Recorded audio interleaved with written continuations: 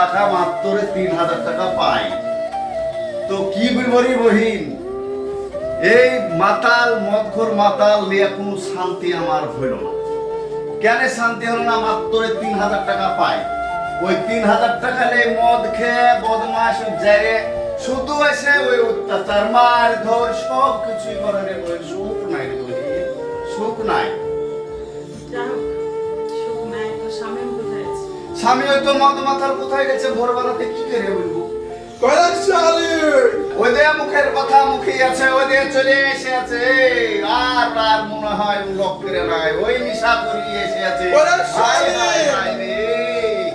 ওই দে এসে আছে, ওই মাসে 3000 টাকা পায়।